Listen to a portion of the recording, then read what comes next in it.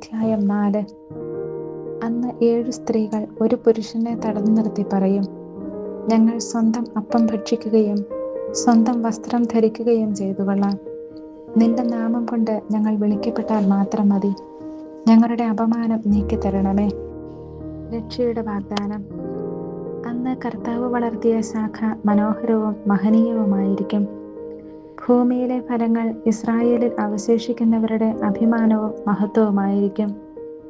സിയോനിൽ, ജെറൂസലേമിൽ അവശേഷിക്കുന്നവർ, ജീവിക്കാനുള്ളവരുടെ കൂട്ടത്തിൽ എണ്ണപ്പെടുന്ന ജെറൂസലേം നിവാസികൾ വിശുദ്ധർ എന്ന് വിളിക്കപ്പെടും.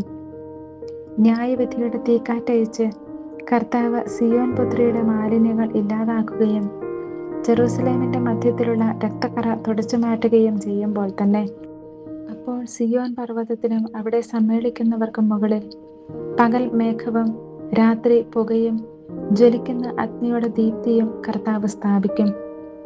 കർത്താവിന്റെ മഹത്വം എല്ലാറ്റിനും മുകളിൽ ഒരു വിധാനവും കൂടാരവുമായി നിലകൊള്ളും. അത് പകൽ തണൽ നൽകും, കൊടുങ്കാറ്റിലും മഴയിലും അത് അഭയമായിരിക്കും.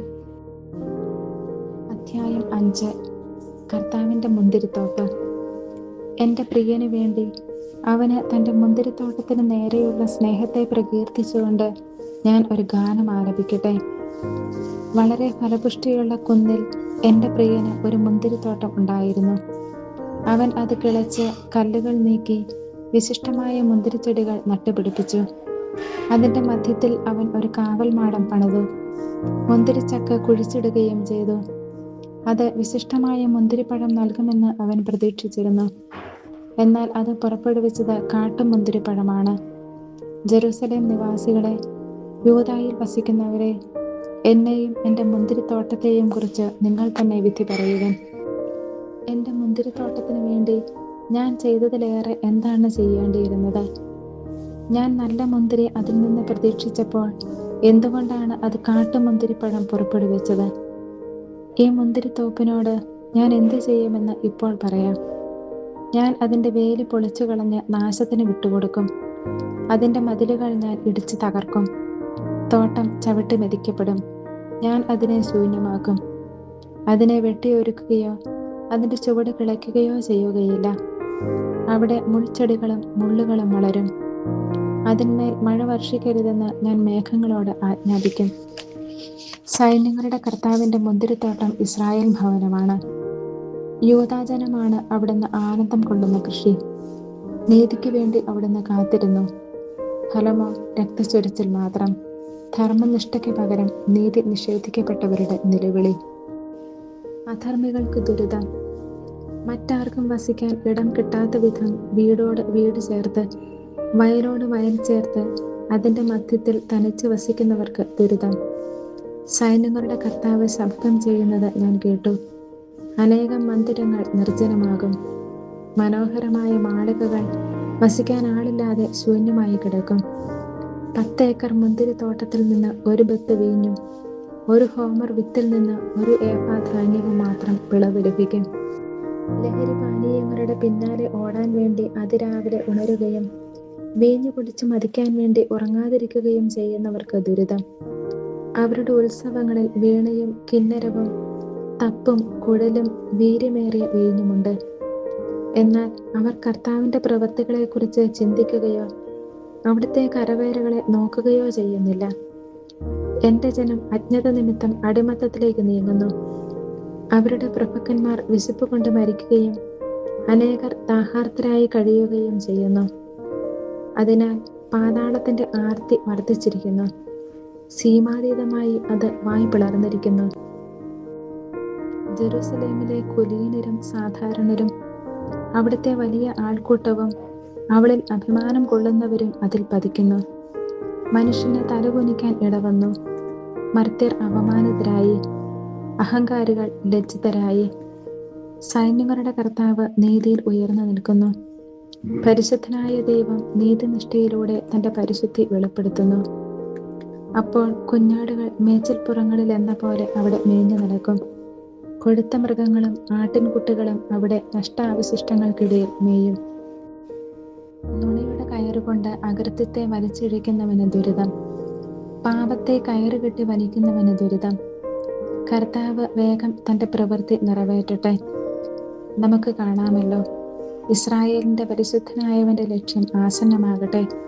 അത് നമുക്കറിയാമല്ലോ എന്ന് അവർ പറയുന്നു.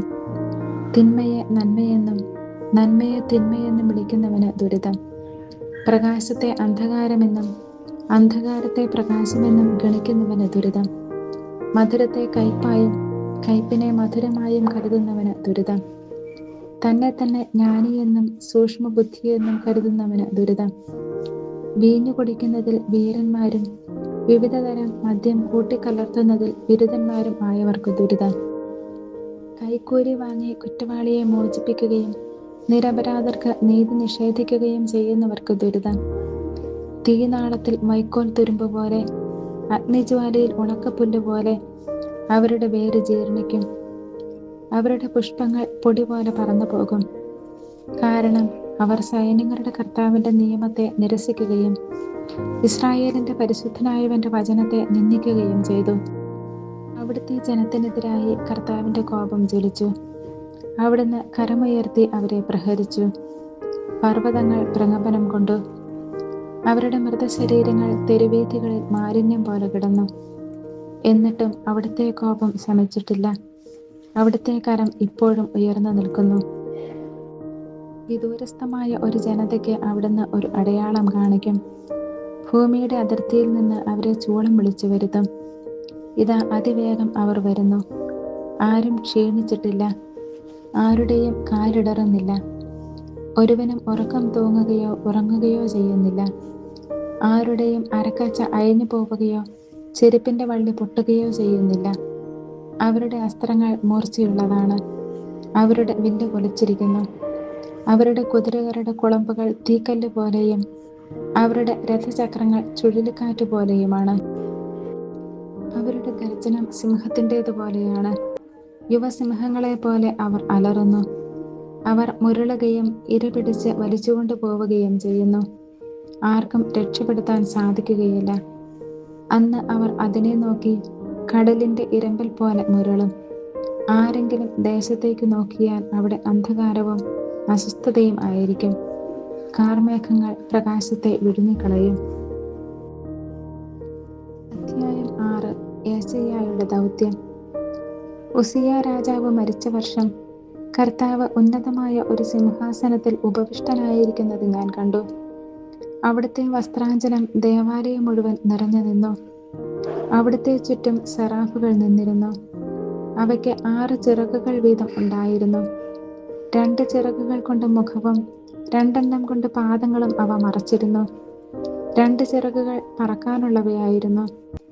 അവ പരസ്പരം ഉദ്ഘോഷിച്ചുകൊണ്ടിരുന്നു, പരിശുദ്ധൻ, പരിശുദ്ധൻ, സൈന്യങ്ങളുടെ കർത്താവ് പരിശുദ്ധൻ.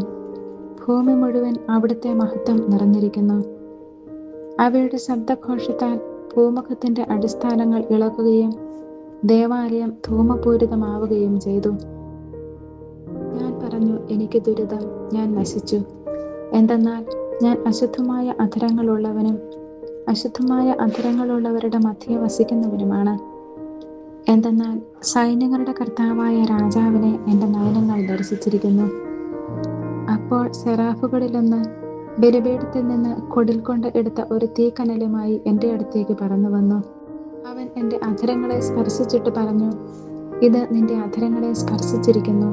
നിന്റെ മാലിന്യം നീക്കപ്പെട്ടു, നിന്റെ പാപം ക്ഷമിക്കപ്പെട്ടിരിക്കുന്നു. അതിനുശേഷം കർത്താവ് അരുളി ചെയ്യുന്നത് ഞാൻ കേട്ടു. ആരെയാണ് ഞാൻ അയക്കുക? ആരാണ് നമുക്ക് വേണ്ടി പോവുക? അപ്പോൾ ഞാൻ പറഞ്ഞു, ഇതാ ഞാൻ, എന്നെ അയച്ചാലും. അവിടുന്ന് അരുളി ചെയ്തു, പോവുക, ഈ ജനത്തോട് പറയുക, നിങ്ങൾ വീണ്ടും വീണ്ടും കേൾക്കും, മനസ്സിലാക്കുകയില്ല. നിങ്ങൾ വീണ്ടും വീണ്ടും കാണും, ഗ്രഹിക്കുകയില്ല. അവർ കണ്ണുകൊണ്ട് കാണുകയും ചെവി കൊണ്ട് കേൾക്കുകയും ഹൃദയം കൊണ്ട് ഗ്രഹിക്കുകയും അങ്ങനെ മാനസാന്തരപ്പെട്ട് സൗഖ്യം പ്രാപിക്കുകയും ചെയ്യാതിരിക്കേണ്ടതിന് അവരുടെ ഹൃദയങ്ങളെ കഠിനമാക്കുകയും ചെവികളെ മന്ദീഭവിപ്പിക്കുകയും കണ്ണുകളെ അന്ധമാക്കുകയും ചെയ്യുക. കർത്താവേ, ഇത് എത്ര നാളത്തേക്ക് എന്ന് ഞാൻ ചോദിച്ചു. അവിടുന്ന് അരുളി ചെയ്തു, നഗരങ്ങൾ ജനവാസമില്ലാതെയും ഭവനങ്ങൾ ആൾപ്പാർപ്പില്ലാതെയും ശൂന്യമായി ദേശം മുഴുവൻ വിജനമായി തീരുന്നതുവരെ. കർത്താവ് ജനത്തെ വിദൂരത്തേക്ക് ഓടിക്കുകയും ദേശത്തിന്റെ മധ്യത്തിൽ നിർജ്ജന പ്രദേശങ്ങൾ ധാരാളമാവുകയും ചെയ്യുന്നതുവരെ അതിൽ 1% അവശേഷിച്ചാൽ അവ വീണ്ടും അഗ്നിക്കിരയാകും. ടർപ്പന്റൈൻ വൃക്ഷമോ കരിവേലകമോ വെട്ടിയാൽ അതിന്റെ കുറ്റി നിൽക്കുന്നതുപോലെ അത് അവശേഷിക്കും. ഈ കുറ്റി ഒരു വിശുദ്ധ ബീജം ആയിരിക്കും.